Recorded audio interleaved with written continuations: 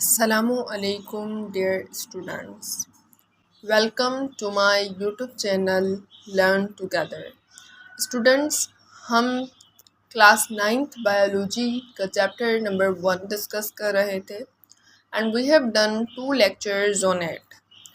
Now this is the third lecture और इसमें branches को complete करेंगे. We have done 7 branches. Now let's study the 8th branch, which is developmental biology.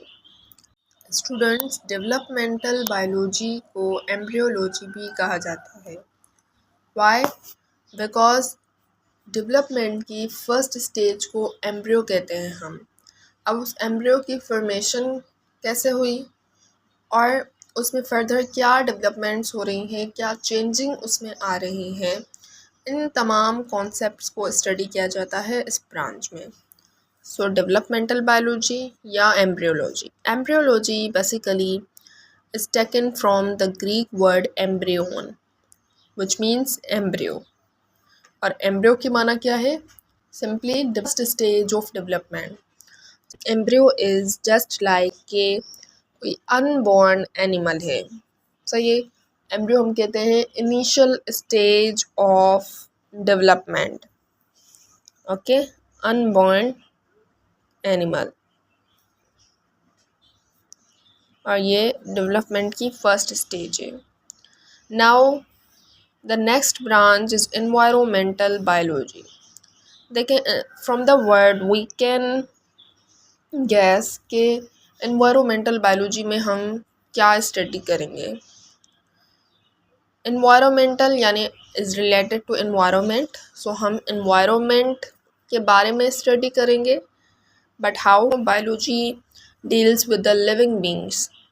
So living beings और environment का आपस में क्या रिलेशन है, उनके एक दूसरे पर कैसे असरात पड़ रहे हैं, कैसे अफेक्ट्स है क्लाइमेट के चेंज होने से, जैसे ग्रीन हाउस इफ़ेक्ट्स है, तो उन तमाम चीज़ों से लिविंग बींग पर क्या असर पड़ रहा है.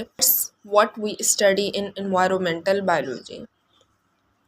The study of relationship between living organisms and non-living factors of environment and their effects on each other. Environmental biology में हम relation को पढ़ेंगे between living things और जो non-living environmental factors है उनका, और उन दोनों के एक दूसरे पर क्या असर हो रहे हैं. वेदर चेंज हो रहा है तो लिविंग बींग्स पर उस वेदर चेंज होने का क्या इफ़ेक्ट पड़ रहा है. टेम्परेचर इंक्रीज़ और डिक्रीज़ हो रहा है. मीन्स बहुत सारे फैक्टर्स आ जाते हैं इनमें. लाइट एक फैक्टर है, ह्यूमिडिटी है. तो इन फैक्टर्स का लिविंग ऑर्गेनिजम्स पर कैसा असर पड़ रहा है, that's what we study in environmental biology. Now the next branch is palaeontology. This word paleontology is also taken from Greek language, जिसमें paleos की मीनिंग है ancient. अच्छा, ancient means old, पुरानी चीज़ें. And ontos means being, ancient being.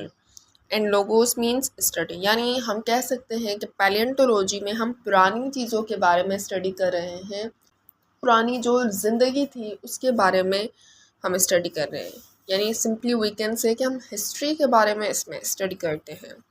The study of ancient life through fossils. Palaeontology में हम पुरानी ज़िंदगी को स्टडी करेंगे, हम हिस्ट्री को स्टडी करेंगे इन पैलियोंटोलॉजी थ्रू फॉसिल्स. अब फॉसिल्स कहते हैं कि कोई भी अगर उन पुरानी ज़िंदगियों में से किसी का भी अगर कोई रिमेन रह गया है, कोई ऐसी निशानी है जिसके थ्रू हम स्टडी कर सकते हैं, that's called the fossil.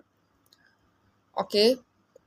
Now biotechnology, यानी biology and technology both are mix hair.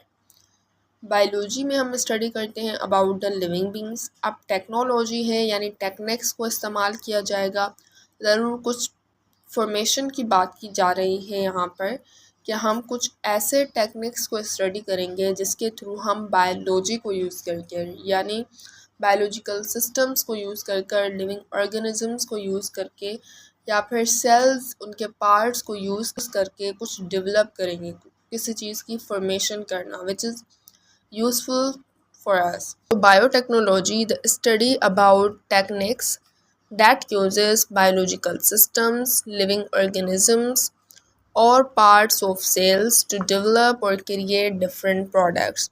And in biotechnology में we will study about the techniques. Techniques को follow करके हम biological systems, living organisms या cells उनके parts को use करके different products बना सकते हैं. Now, the 12th branch is sociobiology.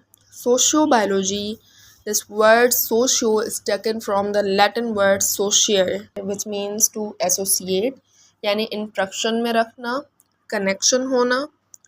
सो सोशियोबायोलॉजी में हम लिविंग ऑर्गेनिजम्स की सोशल बिहेवियर को स्टडी करते हैं, यानी लिविंग ऑर्गेनिजम्स के आपस में कैसे इंट्रक्शंस हैं. So the study of social behavior of living organisms, that is interaction between themselves. जानदारों के social behaviors को स्टडी करेंगे, मीन्स उनके आपस में इंट्रक्शंस. हम ऐसे कह सकते हैं जैसे social behaviors में आता है एग्रेशन, यानी गुस्सा करना, ये हमारा एक social behavior है. इरिटेशन, तो ये तमाम जो सोशल बिहेवियर्स हैं इनको हम स्टडी करेंगे in this branch of biology. Now parasitology. So parasitology is also taken from the Greek language के वर्ड पैरा से, विच मीन्स अप.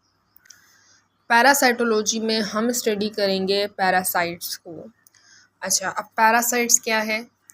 देखिए, कुछ ऐसे ऑर्गेनिजम्स हैं जो कि दूसरे ऑर्गेनिजम्स की बॉडी में रहते हैं, राइट.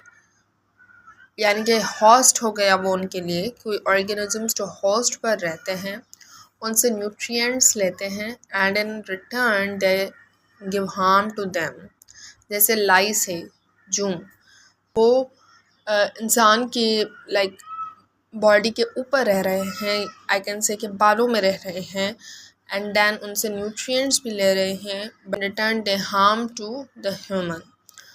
सो इन पैरासाइट्स की स्टडी करते हैं हम in parasitology. Now pharmacology, again to study about the drugs. Pharmacology में क्या आती हैं? ड्रग्स आती हैं, उनके एक्शन, क्या बेनिफिट्स है, किस डिजीज़ के लिए कौन सी मेडिसिन लेनी चाहिए. It is all we study in pharmacology. So pharmacology is also taken from the Greek language. Pharmakon word है, which means drug. The study about action of drugs. Clear students? Then the last branch is molecular biology.